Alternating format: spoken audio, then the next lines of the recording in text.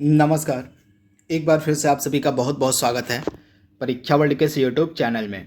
दोस्तों, पीईटी 2022 के लिए करंट अफेयर्स की सीरीज को हमने शुरू किया था। इस सीरीज में अभी हम जुलाई महीने के करंट अफेयर्स को पढ़ रहे हैं। तो जुलाई का जो पार्ट 1 है उसको हमने ऑलरेडी अपलोड कर दिया था तथा यह जुलाई का पार्ट 2 वीडियो आज आपका जुलाई का जो करंट अफेयर्स है वह पूरी तरह से समाप्त हो जाएगा। करंट अफेयर्स की जो प्लेलिस्ट है आपको मिल जाएगी। तो उस प्लेलिस्ट में आपको जितने अभी तक हमने करंट अफेयर्स पढ़ाए हैं एक ही जगह पर मिल जाएंगे। तो वहाँ पे आप कंप्लीट करंट अफेयर्स को देख सकते हैं जो अभी तक पीईटी 2022 के लिए पढ़ाए गए हैं। तो चलिए आज के सेशन को स्टार्ट करते हैं। आज आपका जुलाई का जो करंट अफेयर्स है वह समाप्त हो जाएगा। तो सबसे पहले इंपॉर्टेंट डेज को देखेंगे जो बाकी रह गए थे जुलाई की। तो विश्व युवा कौशल दिवस काफ़ी महत्वपूर्ण है। आपका कब मनाया जाता है? तो 15 जुलाई को आपका विश्व युवा कौशल दिवस मनाया जाता है। इसकी थीम रखी गई थी transforming youth skills for the future. तो थीम भी आपको साथ में याद करते हुए चलना है। अंतर्राष्ट्रीय नेल्सन मंडेला दिवस होता है आपका 18 जुलाई को। इसकी थीम रखी गई थी इस वर्ष की do what you can with what you have where you are. यह थीम आपके लिए काफ़ी महत्वपूर्ण है। थीम आपको याद रखनी है अंतर्राष्ट्रीय नेल्सन मंडेला दिवस की। वर्ल्ड ब्रेन डे आपका होता है 22 जुलाई को। इसकी थीम क्या रखी गई थी? Brain health for all. तो इसके बारे में आपको याद रखना है। अंतर्राष्ट्रीय शतरंज दिवस आपका होता है 20 जुलाई को। इसके बाद विश्व अंतर्राष्ट्रीय न्याय दिवस आपका कब होता है? तो 17 जुलाई को आपका होता है विश्व अंतर्राष्ट्रीय न्याय दिवस। इसके बाद विश्व मानव तस्करी निरोधक दिवस कब होता है? और काफ़ी महत्वपूर्ण है। तो विश्व मानव तस्करी निरोधक दिवस आपका 30 जुलाई को होता है। और इसकी थीम क्या रखी गई थी? तो इसकी जो थीम है काफ़ी महत्वपूर्ण है। यह रखी गई थी use and abuse of technology. तो थीम आपको साथ में याद रखना है। अंतर्राष्ट्रीय बाघ दिवस काफ़ी महत्वपूर्ण है, बहुत बड़े एग्जाम में पूछा गया है। तो 29 जुलाई को आपका अंतर्राष्ट्रीय बाघ दिवस होता है। और इस वर्ष की इसकी थीम रखी गई थी India launches Project Tiger to revive the tiger population. तो इसके बारे में आप याद रखिएगा। विश्व प्रकृति संरक्षण दिवस आपका 28 जुलाई को होता है। और इसकी थीम रखी गई थी कट डाउन ऑन प्लास्टिक। इसके बाद विश्व हेपेटाइटिस दिवस आपका 28 जुलाई को होता है। और इसकी थीम रखी गई थी इस वर्ष की bringing hepatitis care closer to you. तो थीम भी इम्पॉर्टेंट है। और कारगिल विजय दिवस आपका 26 जुलाई को होता है, इम्पॉर्टेंट है।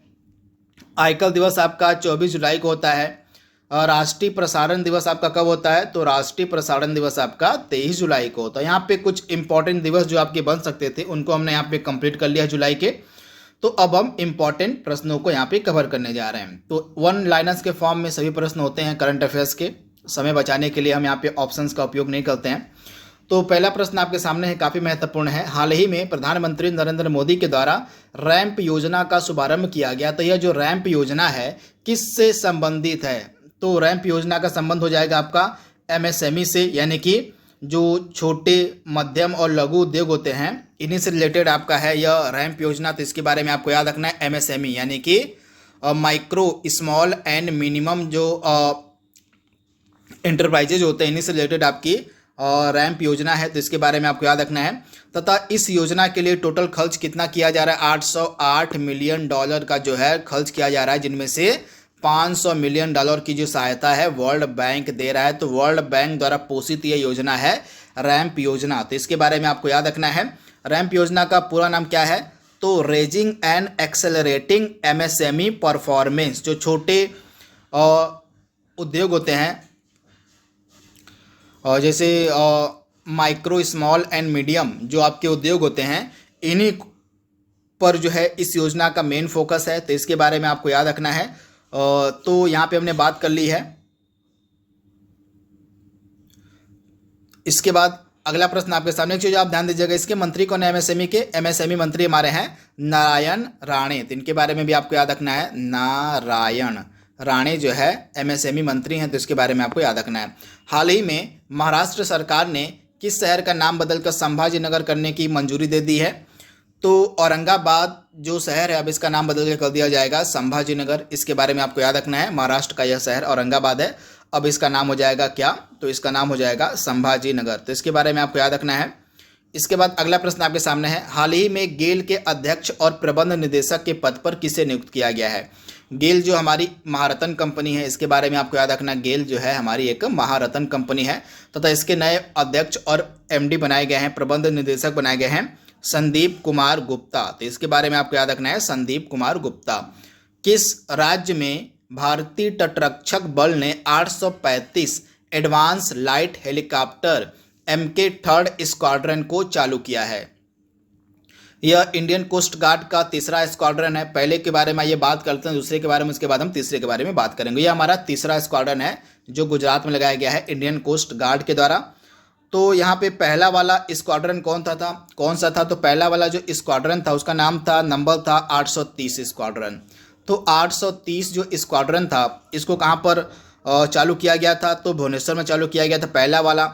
उसके बाद दूसरा वाला किस नंबर का था? दूसरा वाला था 845 स्क्वाड्रन जिसको चालू किया गया था कोच्चि में। और यह जो तीसरा वाला है 835 advance light helicopter mark 3 squadron, इसको चालू किया गया है इंडियन कोस्ट गार्ड के द्वारा गुजरात में। तो तीनों के बारे में आपको याद रखना है, काफ़ी महत्वपूर्ण है। गुजरात के पोरबंदर में इसको चालू किया गया है।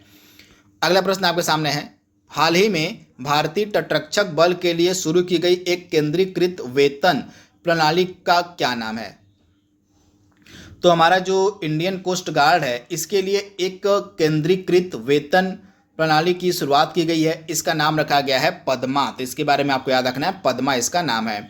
हाल ही में गोल कार्यक्रम के दूसरे चरण की शुरुआत किसके द्वारा की गई है? तो मेटा ने जो है हमारे जनजाति मामलों के मंत्रालय के सहयोग से इसको शुरू किया है। तो इसके बारे में आपको याद रखना है, फेसबुक का वर्तमान नाम मेटा हो गया है, तो इसी ने हमारे जनजाति मामलों के मंत्रालय के सहयोग से इसको शुरू किया है गोल कार्यक्रम को। गोल कार्यक्रम का पूरा नाम क्या है? Going online as a leaders. तो इसके बारे में आपको याद रखना है।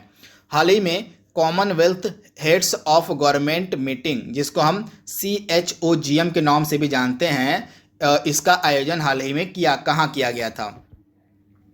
तो इसका आयोजन हाल ही में किया गया था रवांडा की राजधानी किगाली में। तो इसके बारे में आपको याद रखना है, रवांडा की राजधानी किगाली में जो है इस मीटिंग का आयोजन किया गया था। तो इसके बारे में आपको याद रखना है।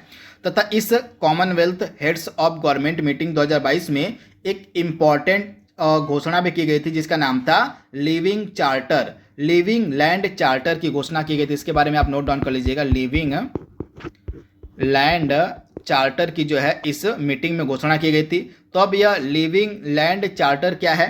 तो इसके तहत जो कॉमनवेल्थ कंट्रीज हैं जिन्होंने इसमें हिस्सा लिया था उनकी जिम्मेदारी होगी कि ज़मीन का जो विघटन है उनको होने से रोका जाए, ज़मीन का विघटन होने से रोका जाए।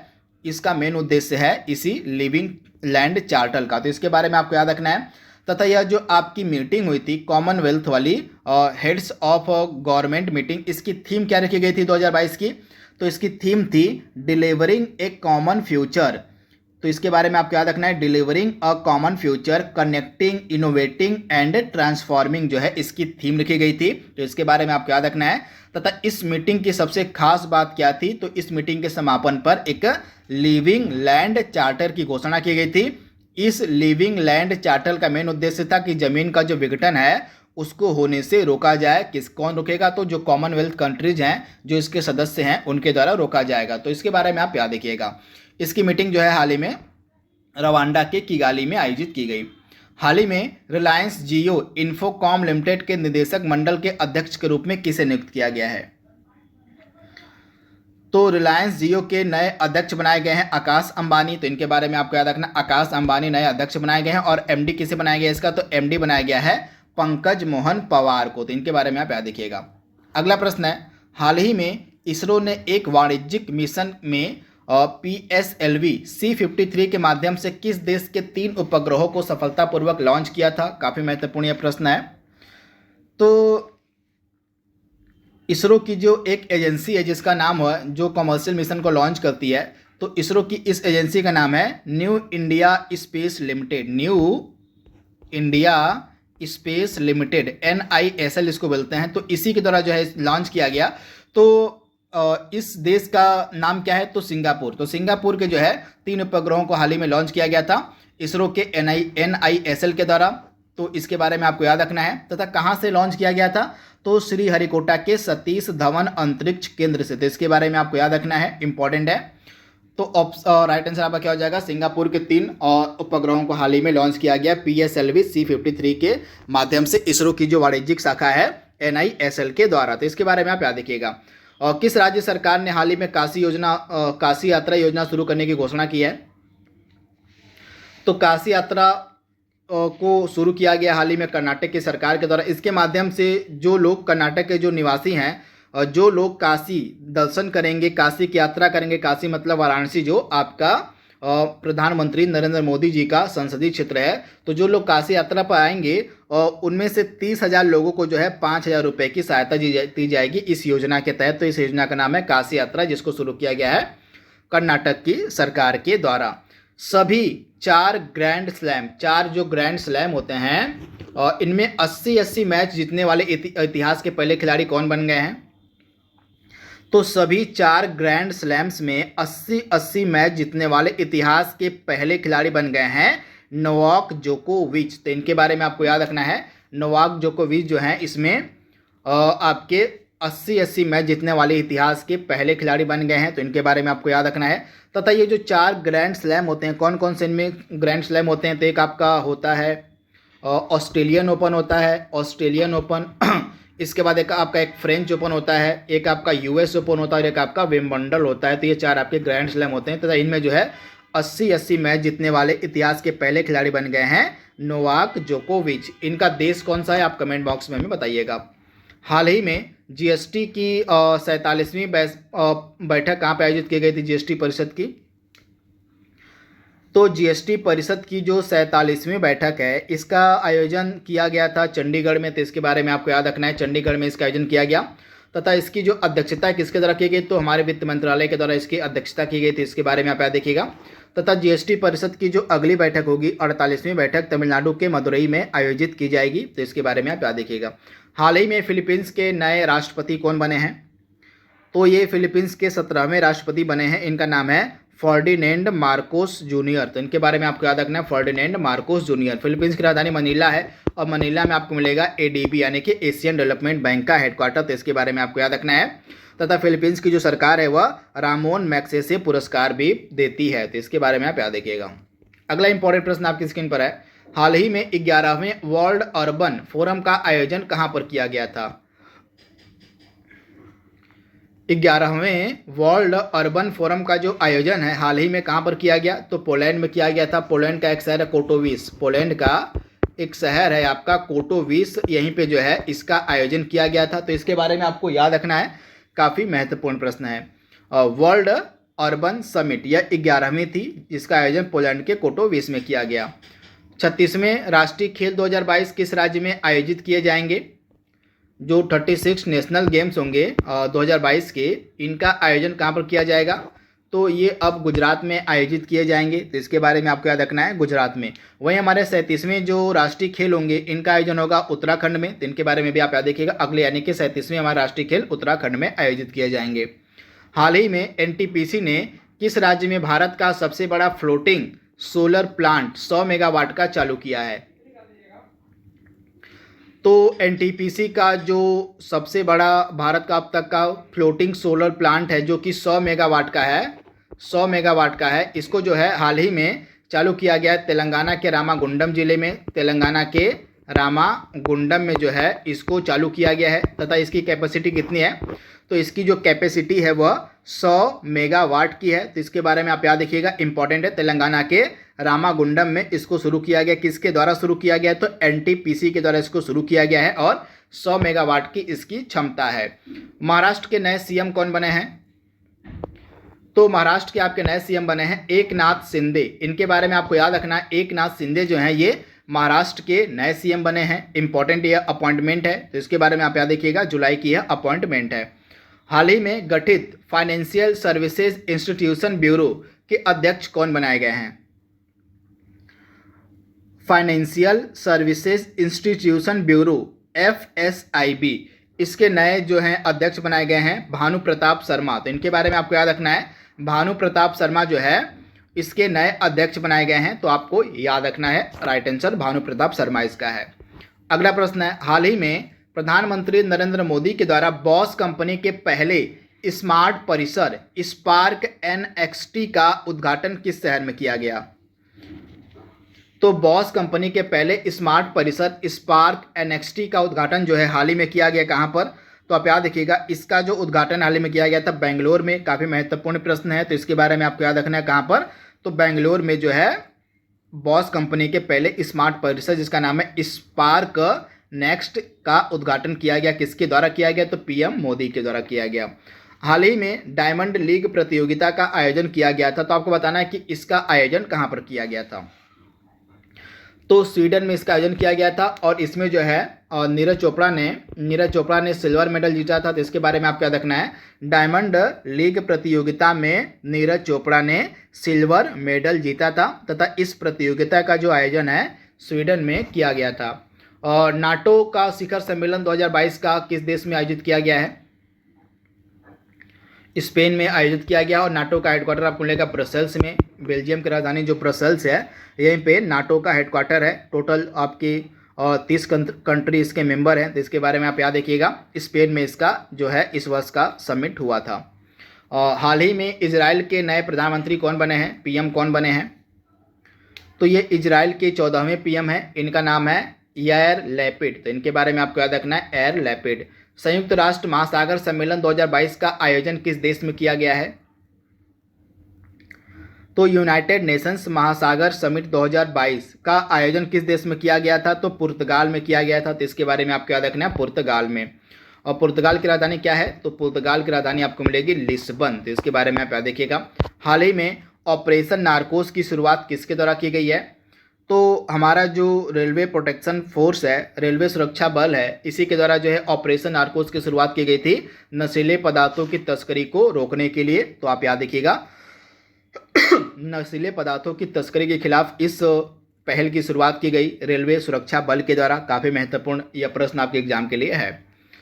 अगला प्रश्न आपके सामने दिया गया है, the life and times of George Fernandes. इस पुस्तक के लेखक आपसे यहाँ पे पूछे गए हैं। बुक्स एंड राइटर्स भी आपसे एग्जाम में पूछे जाएंगे। आपके सिलेबस में बुक्स एंड राइटर्स का भी टॉपिक दिया गया है। तो बुक्स एंड राइटर जो लेटेस्ट के हैं उनको भी आपको देखना है, जो पुराने हैं उनको भी आपको देखना है। तो इस प्रश्न का राइट आंसर क्या हो जाएगा? The life and times of George Fernandes. इस पुस्तक के लेखक कौन है?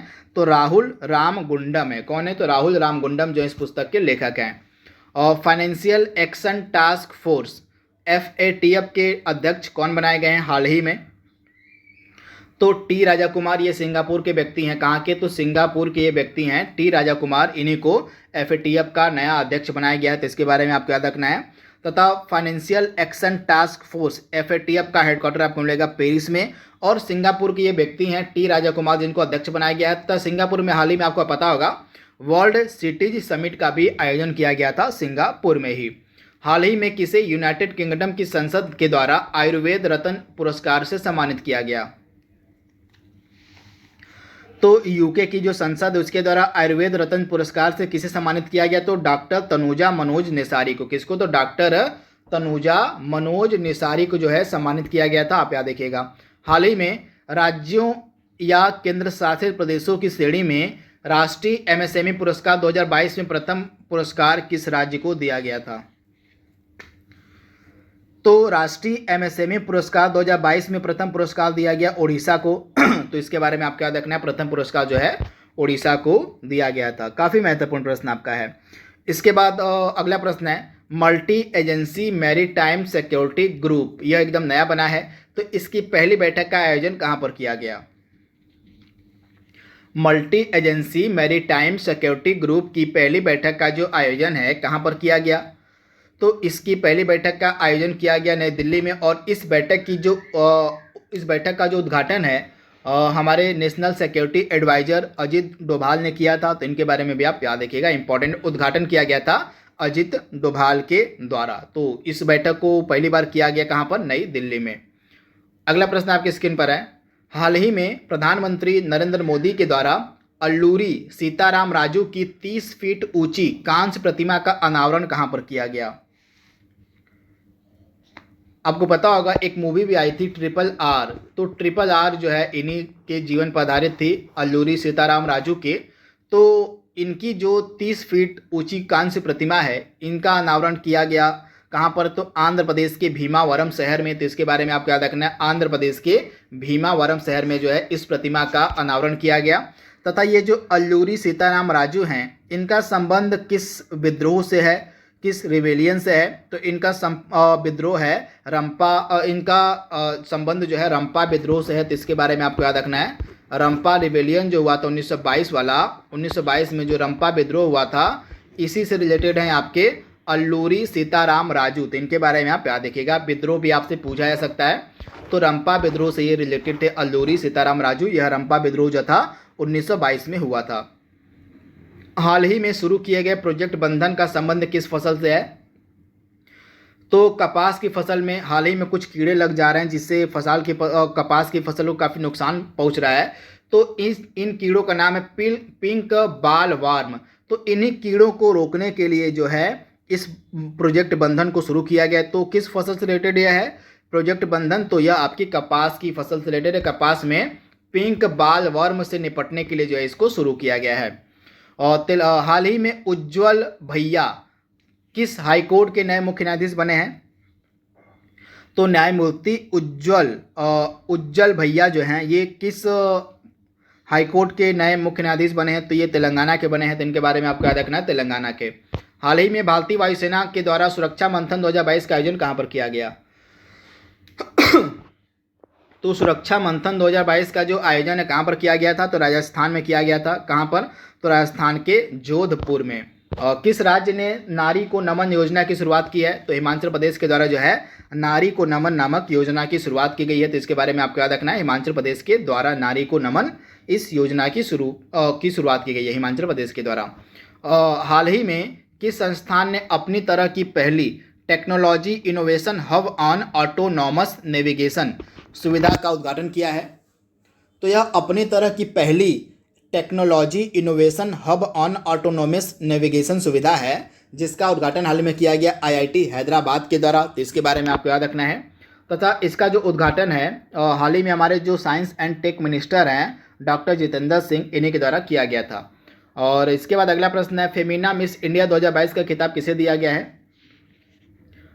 तो फेमिना मिस इंडिया 2022 का खिताब दिया गया है सीनी शेट्टी को। तो इनके बारे में आपको याद रखना है, सीनी शेट्टी। गंगा रीइमेजिनिंग रिजुवनेटिंग रिकनेक्टिंग पुस्तक के लेखक कौन है? तो गंगा रीइमेजिनिंग रिजुवेनेटिंग एंड रिकनेक्टिंग पुस्तक के लेखक हैं राजीव रंजन मिश्रा और पुष्कल उपाध्याय। तो इनके बारे में आप याद रखिएगा। हाल ही में किसने लॉस एंजलिस 2022 में सनसेट टूर में महिलाओं की 3000 मीटर स्पर्धा में एक नया रिकॉर्ड बनाया है? तो इनका नाम है पारुल चौधरी। तो इनके बारे में आप याद रखिएगा, पारुल चौधरी ने जो है लॉस एंजलिस 2022 के सनसेट टूर में महिलाओं की 3000 मीटर स्पर्धा में एक नया रिकॉर्ड बनाया। तो इनका नाम है पारुल चौधरी। तो इनके बारे में आप याद रखिएगा। हाल ही में किस महिला गणितज्ञ को जो है फील्ड्स मेडल 2022 से सम्मानित किया गया? तो यूक्रेन की ये रहने वाली हैं मैरीना वियाजोवस्का। तो इनको जो है फील्ड्स मेडल 2022 से सम्मानित किया गया। यूक्रेन की महिला गणितज्ञ हैं, यह दूसरी महिला बनी है यह पुरस्कार पाने वाली, यह मेडल पाने वाली। तो इनके बारे में आप याद रखिएगा। अगला प्रश्न आपकी स्क्रीन पर है, हाल ही में प्रधानमंत्री नरेंद्र मोदी के द्वारा किस शहर में अखिल भारतीय शिक्षा समागम का उद्घाटन किया गया? तो वाराणसी में जो है अखिल भारतीय शिक्षा समागम का उद्घाटन किया गया था। तो इसके बारे में आप याद रखिएगा। और किस कंपनी ने हाल ही में स्टार्टअप स्कूल इंडिया पहल की शुरुआत की है? तो स्टार्टअप स्कूल इंडिया पहल की जो शुरुआत की गई हाल ही में गूगल के द्वारा। तो आप याद रखिएगा। हाल ही में किसे अल्पसंख्यक मामलों के केंद्रीय मंत्रालय का अतिरिक्त प्रभार सौंपा गया? तो स्मृति ईरानी को जो है अल्पसंख्यक मामलों के केंद्रीय मंत्रालय का अतिरिक्त प्रभार सौंपा गया है। तो स्मृति ईरानी आपका राइट आंसर हो जाएगा। खर्ची पूजा किस राज्य में मनाई जाती है? किस राज्य का यह त्यौहार है खर्ची पूजा? तो यह त्रिपुरा का इंपॉर्टेंट त्यौहार है खर्ची पूजा। हाल ही में यह सेलिब्रेट किया गया था, मनाया गया था। हाल ही में किस जगह पर स्वामी रामानुजाचार्य की शांति की प्रतिमा का अनावरण किया गया है? तो स्वामी रामानुजाचार्य की शांति की जो प्रतिमा है यह श्रीनगर में इसका अनावरण किया गया। किसके द्वारा? तो अमित शाह के द्वारा। तो इसके बारे में आप देखिएगा, हमारे जो गृह मंत्री अमित शाह हैं इन्हीं के द्वारा जो है इस प्रतिमा का अनावरण किया गया। Mind master winning lessons from a champions life, इस पुस्तक के लेखक कौन है? तो विश्वनाथन आनंद जो है इन्हीं के द्वारा यह फेमस बुक लिखी गई है हाल ही में DGCA यानी कि हमारा जो नागरिक उड्डयन महानिदेशालय है, इसने किस एयरलाइन को एयर ऑपरेटर सर्टिफिकेट प्रदान किया है? तो आकाशा एयर जो है, इसको DGCA ने जो है एयर ऑपरेटर सर्टिफिकेट प्रदान किया, तो आकाशा एयर आपका राइट आंसर हो जाएगा। हाल ही में भारत में लिथियम आयन बैटरी की बिक्री के लिए BIS प्रमाणन प्राप्त करने वाली भारत की पहली कंपनी कौन बन गई है? तो लिथियम आयन बैटरी की बिक्री के लिए BIS प्रमाणन प्राप्त करने वाली भारत की पहली कंपनी बन गई है गोदी इंडिया। तो इसके बारे में आपको याद रखना है, गोदी इंडिया। ग्रुप ऑफ 20 यानी कि G20 ग्रुपिंग के लिए भारत के शेरपा के रूप में किसे नियुक्त किया गया है? तो अमिताभ कांत को नियुक्त किया गया है। इंपॉर्टेंट प्रश्न है। कॉमनवेल्थ गेम्स 2022 का आयोजन हाल ही में कहां पर किया गया है? इंपॉर्टेंट प्रश्न है। कॉमनवेल्थ गेम्स 2022 का आयोजन हाल ही में कहां पर किया गया है? तो बर्मिंघम में। आप याद देखिएगा, बर्मिंघम में जो है हाल ही में कॉमनवेल्थ गेम्स 2022 का जो है आयोजन किया गया। तो इसके बारे में आप याद देखिएगा, काफ़ी महत्वपूर्ण प्रश्न है। और अगला प्रश्न है, हाल ही में देवघर हवाई अड्डे का उद्घाटन PM मोदी के द्वारा किया गया, तो यह हवाई अड्डा किस राज्य में स्थित है? देवघर हवाई अड्डा किस राज्य में स्थित है? तो आपको मिलेगा कहाँ पर? झारखंड में आपको मिलेगा देवघर हवाई अड्डा। तो इसके बारे में आपको याद रखना, देवघर में आपको बाबा बैद्यनाथ का मंदिर भी मिलेगा। तो इसके बारे में आप याद रखिएगा, बाबा बैद्यनाथ का मंदिर जो है वह देवघर में ही है। हाल ही में डॉक्टर संपूर्णानंद स्पोर्ट्स स्टेडियम के पुनर्विकास कार्यों की आधारशिला रखी गई है, तो यह स्टेडियम कहाँ पर है? तो वाराणसी में आपको मिलेगा doctor Sampurnanand sport stadium. Important प्रश्न है।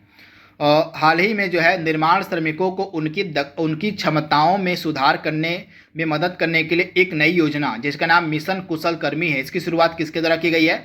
तो नई दिल्ली में जो है इसकी शुरुआत की गई है, दिल्ली की गवर्नमेंट के द्वारा इसकी शुरुआत की गई है मिशन कुशल कर्मी की। तो इसके बारे में आप याद रखिएगा, काफ़ी महत्वपूर्ण। इसके जरिए जो निर्माण श्रमिक होंगे उनकी क्षमताओं में सुधार किया जाएगा इस योजना के माध्यम से, जिसका नाम है मिशन कुशल कर्मी। हाल ही में किस शहर में पश्चिमी रेलवे द्वारा भारत का सबसे बड़ा स्काई वॉक खोला गया है?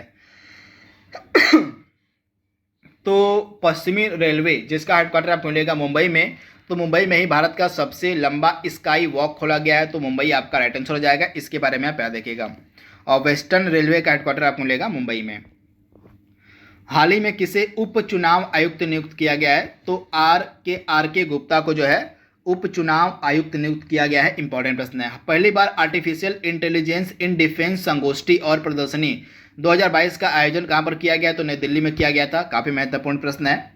और पहली बार आर्टिफिशियल इंटेलिजेंस इन डिफेंस संगोष्ठी और प्रदर्शनी का आयोजन किया गया नई दिल्ली में। हाल ही में किस राज्य के स्कूली शिक्षा परियोजना के लिए वर्ल्ड बैंक 300 मिलियन अमेरिकी डॉलर का ऋण दे रहा है? तो छत्तीसगढ़ के लिए यह ऋण दिया जा रहा है। छत्तीसगढ़ के स्कूली शिक्षा परियोजना के लिए वर्ल्ड बैंक यह 300 मिलियन अमेरिकी डॉलर का ऋण दे रहा है। हाल ही में किसके द्वारा स्वनिधि महोत्सव का उद्घाटन किया गया था? तो हरदीप सिंह पुरी के द्वारा किया गया था स्वनिधि महोत्सव का उद्घाटन। इंपॉर्टेंट प्रश्न है। मिशन वात्सल्य निम्नलिखित में से किस केंद्रीय मंत्रालय द्वारा कार्यान्वित किया जा रहा है? तो मिशन वात्सल्य का जो क्रियान्वयन है कौन सा मंत्रालय कर रहा है? तो महिला एवं बाल विकास मंत्रालय के द्वारा जो है मिशन वात्सल्य को चलाया जा रहा है। तो इसके बारे में आपको याद रखना है, महिला एवं बाल विकास मंत्रालय। अगला प्रश्न है, the architect of new BJP how Narendra Modi transform the party, इस पुस्तक के लेखक कौन है? तो इस पुस्तक को लिखा गया है किसके द्वारा? काफ़ी महत्वपूर्ण प्रश्न है। तो अजय सिंह इस पुस्तक के राइटर हैं। 100% चांस है कि यह पुस्तक आपसे एग्जाम में पूछी जाए, तो इसके बारे में आप याद रखिएगा, अजय सिंह ने इस पुस्तक को लिखा है। और किसे international fund for agricultural development के नए अध्यक्ष के रूप में नियुक्त किया गया है? तो किसको नियुक्त किया गया? तो अल्वारो लॉरियो को। किसको? तो अल्वारो लॉरियो को international fund for agricultural development के अध्यक्ष के रूप में नियुक्त किया गया है। और प्राकृतिक कृषि सम्मेलन 2022 का आयोजन कहाँ पर किया गया? तो सूरत में किया गया था, गुजरात के शहर सूरत में। कौन सा एक्सप्रेसवे भारत के पहले एलिवेटेड अर्बन एक्सप्रेसवे के रूप में विकसित किया जा रहा है? तो द्वारका एक्सप्रेसवे जो है भारत के पहले एलिवेटेड अर्बन एक्सप्रेसवे के रूप में विकसित किया जा रहा है। तो द्वारका एक्सप्रेसवे आपका राइट आंसर हो जाएगा। हाल ही में विंबलडन टेनिस चैंपियनशिप 2022 में महिला एकल का खिताब जीतने वाली एलिना रिबाकिना जो है, इनका संबंध किस देश से है? तो विंबलडन टेनिस चैंपियनशिप में महिला एकल का खिताब जीता किसने? तो एलिना रिबाकिना ने जीता। तो ये किस देश की रहने वाली हैं? तो ये कजाकिस्तान की प्लेयर हैं, तो इनके बारे में आपको याद रखना। तथा ये कजाकिस्तान की पहली महिला बन गई हैं जिनके द्वारा यह खिताब जीता गया है। हाल ही में भारत में जूट उत्पादों के प्रमाणीकरण के लिए शुरू किया गया लोगो जो है उसकी टैगलाइन क्या है? लोगो की टैगलाइन। तो जूट जो प्रोडक्ट हैं उनके लिए एक लोगो शुरू किया गया उनकी प्रमाणीकरण के लिए। तो इस लोगो का टैगलाइन है जूट मार्क इंडिया। तो इसके बारे में आपको याद रखना है, इस लोगो का टैगलाइन क्या है? तो जूट मार्क इंडिया इस लोगो का टैगलाइन है। तथा यह जो लोगो है जूट उत्पादों के प्रमाणीकरण के लिए शुरू किया गया है। काफी महत्वपूर्ण प्रश्न आपका है। कौन सा देश तीसरा पावर कौन देश का तीसरा पावर एक्सचेंज है जिसे हाल ही में लॉन्च किया गया? तो हमारे देश का तीसरा पावर एक्सचेंज बना हिंदुस्तान पावर एक्सचेंज लिमिटेड। इसके बारे में आप याद रखिएगा। खबरों में रहा फिट फॉर 55 किसके द्वारा जलवायु पैकेज का प्रस्ताव है? तो फिट फॉर 55 यह एक प्रकार का जलवायु पैकेज का प्रस्ताव हाल ही में लाया गया है यूरोपियन यूनियन के द्वारा, यूरोपियन संघ के द्वारा। तो इसके बारे में आपको याद रखना है। फिट फॉर 55 आपसे पूछा जा सकता है कि यह क्या है? तो जलवायु पैकेज है तथा इस जलवायु पैकेज का जो प्रस्ताव लाया गया यूरोपियन यूनियन के द्वारा। हाल ही में दुनिया के सबसे बुजुर्ग बाघ की मौत कहाँ पर हुई है? तो दुनिया के सबसे बुजुर्ग बाघ की जो मौत है हाल ही में पश्चिम बंगाल के अलीपुरद्वार जिले के जल्दापारा जंगल में हुई थी।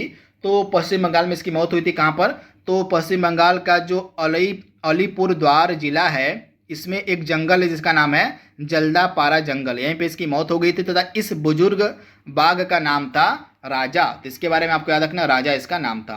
हाल ही में केंद्रीय मंत्री जितेंद्र सिंह के द्वारा किस शहर में ISRO system for safe and sustainable operation का उद्घाटन किया गया? तो इसका राइट आंसर क्या हो जाएगा? बेंगलोर में। तो इसके बारे में आप याद रखिएगा, इंपॉर्टेंट प्रश्न है। हाल ही में जापान ने किसे order of the rising sun से सम्मानित किया है? Order of the rising sun से किसे सम्मानित किया गया है? तो नारायणन राणे को। इनके बारे में आपको याद रखना है, जापान गवर्नमेंट के द्वारा order of the rising sun से किसे सम्मानित किया गया है? तो नारायणन राणे को। इनका नाम काफ़ी महत्वपूर्ण है, ये वाइस चेयरमैन है सनमार ग्रुप के। तो इनके बारे में आपको याद रखना है, सनमार ग्रुप के ये वाइस चेयरमैन है नारायणन राणे। तथा इन्हीं को जो है order of the rising sun से सम्मानित किया गया। इंपॉर्टेंट है, जापान की गवर्नमेंट के द्वारा। एयरपोर्ट अथॉरिटी ऑफ इंडिया भारतीय विमानपत्तन प्राधिकरण के द्वारा भारत के पहले कार्बन न्यूट्रल हवाई अड्डे का निर्माण कहाँ पर किया जा रहा है? तो भारत का जो पहला कार्बन न्यूट्रल हवाई अड्डा है यह विकसित किया जा रहा है लेह हवाई अड्डा लद्दाख में। तो इसके बारे में आपको याद रखना है, यानी कि जो लेह हवाई अड्डा है इसको भारत के पहले कार्बन न्यूट्रल हवाई अड्डे के रूप में विकसित किया जा रहा है जो कि लद्दाख में है। विश्व आर्थिक मंच की ग्लोबल जेंडर इंडेक्स 2022 में भारत का क्या स्थान है? तो हाल ही में यह इंडेक्स जारी किया गया है वर्ल्ड इकोनॉमिक फोरम के द्वारा। तो इस इंडेक्स का नाम है ग्लोबल जेंडर गैप इंडेक्स। यहाँ पे गैप छूट गया है, ग्लोबल जेंडर गैप इंडेक्स है। तो ग्लोबल जेंडर गैप इंडेक्स 2022 में भारत का स्थान है 135वां। तो इसके बारे में आपको याद रखना है, भारत का स्थान है 135वां ग्लोबल जेंडर गैप इंडेक्स में। तो इसके बारे में आपको याद रखना है, पहले स्थान पे आइसलैंड है, दूसरे पे फिनलैंड है, तीसरे पे नॉर्वे है। भारत का स्थान 135वां है ग्लोबल जेंडर गैप इंडेक्स में, जिसको जारी किया गया है विश्व आर्थिक मंच के द्वारा। हाल ही में किसके द्वारा सहभागिता योजना की शुरुआत की गई है? तो सहभागिता योजना की शुरुआत की गई दिल्ली की गवर्नमेंट के द्वारा। तो इसके बारे में आपको याद रखना है, दिल्ली की गवर्नमेंट के द्वारा। देश का पहला राज्य कौन बना है जिसने नई शिक्षा नीति 2020 को पूर्व प्राथमिक स्तर पर लागू किया है? तो नई शिक्षा नीति 2020 को पूर्व प्राथमिक स्तर पर लागू करने वाला देश का पहला राज्य बन गया है उत्तराखंड। इसके बारे में आप याद रखिएगा। कौन यूरो एकल मुद्रा को अपनाने के लिए अंतिम स्वीकृति प्रदान करने वाला 20वां देश बन गया है? तो यूरो एकल मुद्रा को अपनाने के लिए अंतिम स्वीकृति प्राप्त करने वाला जो है 20वां देश बन गया है क्रोएशिया। तो इसके बारे में आप याद रखिएगा, क्रोएशिया। अगला प्रश्न आपके सामने है, हाल ही में पीएम मोदी के द्वारा उत्तर प्रदेश के बुंदेलखंड एक्सप्रेसवे का उद्घाटन किया गया। तो आपको बताना है कि इस एक्सप्रेसवे की कुल लंबाई कितनी है? तो 296 किलोमीटर लंबा है कुल आपका बुंदेलखंड एक्सप्रेसवे। तो इसके बारे में आप याद रखिएगा, यूपी स्पेशल का जब हम वीडियो पढ़ेंगे तो उसमें हम इस एक्सप्रेसवे के बारे में पूरी डिटेल में बात कर लेंगे। तो यहाँ पे बस इतना जानिए कि इसकी कुल लंबाई है 296 किलोमीटर। हाल ही में किसे new India assurance company limited के CMD के रूप में अतिरिक्त प्रभार दिया गया है? तो new India assurance company limited के CMD के रूप में अतिरिक्त प्रभार दिया गया है मधुलिका भास्कर को। तो मधुलिका भास्कर को किस राज्य में दक्षिण भारत के पहले नैनो यूरिया कारखाने की आधारशिला रखी गई है? तो दक्षिण भारत का जो पहला नैनो यूरिया कारखाना है इसकी आधारशिला रखी गई है कर्नाटका में। किस संस्थान में जनगणना डाटा वर्क स्टेशन का उद्घाटन किया गया है? तो IIT दिल्ली में जो है जनगणना डाटा वर्क स्टेशन का उद्घाटन किया गया है IIT दिल्ली में। किस राज्य ने भारत के पहले ई-वेस्ट इको पार्क के विकास की घोषणा की है? तो भारत का पहला जो ई-वेस्ट इको पार्क है यह बनाया जाएगा नई दिल्ली में। तो इम्पोर्टेंट प्रश्न है। इसके बाद अगला प्रश्न आपके सामने है, कौन देश के 150 दिवसीय कौन क्रिकेट में 150 दिवसीय विकेट लेने वाले सबसे तेज भारतीय गेंदबाज बन गए हैं? तो मोहम्मद शामी जो हैं क्रिकेट में 150 दिवसीय विकेट लेने वाले सबसे तेज भारतीय गेंदबाज बन गए। इनका नाम है मोहम्मद शामी। शंघाई सहयोग संगठन क्षेत्र का पहला मतलब कौन जो है शंघाई सहयोग संगठन का पहला शहर होगा जिसे SCO की सांस्कृतिक और पर्यटन राजधानी का शीर्षक दिया जाएगा? तो वाराणसी को जो है SCO की सांस्कृतिक और पर्यटन राजधानी का शीर्षक दिया जाएगा। तो वाराणसी आपका राइट आंसर हो जाएगा। यूपी स्पेशल में भी यह प्रश्न आपसे पूछा जा सकता है और करंट अफेयर्स के सेक्शन में भी आपसे पूछा जा सकता है, जिसके बारे में आप याद रखिएगा। और UNFCCC का COP27 कहाँ पे होगा? तो हाल ही में COP26 आपका हुआ था, ग्लासगो में हुआ था। COP26 ग्लासगो में हुआ था और COP27 आपका कहाँ होगा? मिस्र के शर्म अल शेख शहर में होगा। तो इसके बारे में आपको याद रखना, मिस्र का जो शर्म अल शेख शहर है यहीं पे COP27 का आयोजन किया जाएगा। तो इसके बारे में आप याद रखिएगा। I2U2 के सदस्य देश कौन कौन से? हाल ही में यह काफ़ी चर्चा में था। तो I2U2 के सदस्य देश कौन है? भारत, इजराइल, UAE और USA। तो ये 4 सदस्य देश हैं I2U2 के। तो इसके बारे में आपको याद रखना है। इसकी हाल ही में पहली बार वर्चुअल समिट हुई थी जिसमें PM मोदी ने भाग लिया था। तो इसमें 4 देश हैं, इनके नाम काफ़ी इंपॉर्टेंट है आपके लिए। तो इस तरह से जुलाई का करंट अफेयर्स पूरी तरह से आपका समाप्त हो गया। जो भी महत्वपूर्ण करंट अफेयर्स के प्रश्न बन सकते थे उनको हमने यहाँ पे डिस्कस कर लिया है, कवर कर लिया है। आई होप यह सीरीज आपको पसंद आ रही होगी। 10 नंबर के प्रश्न आपके करंट अफेयर्स के पूछे जाएंगे PET 2022 में। तो इस सीरीज को आपको फॉलो करते रहना। तो आज के लिए बस इतना ही। Thank you, thanks for watching.